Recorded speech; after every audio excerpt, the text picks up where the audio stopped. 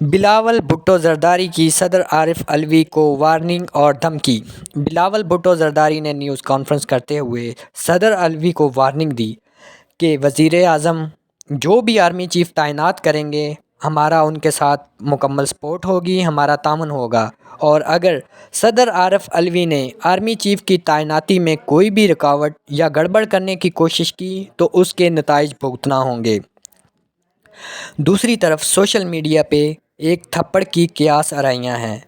تھپڑ کس کو لگا، کیوں لگا، یہ ایک مفروضہ ہے۔ جیسا کہ 9 اپریل کو سابق وزیر اعظم عمران خان کے بارے میں افواہیں پھیلائی گئیں، اسی طرح اس بار بھی یہ افواہیں پھیلائی گئی ہیں۔ یہ ایک مفروضہ ہے۔ ایک مفروضہ یہ بھی ہے کہ وزیر اعظم جو ہیں وہ آفس میں موجود ہی نہیں ہیں، انہیں کہیں گمنام جگہ پہ رکھا گیا ہے تاکہ وہ سمری پہ سائن کریں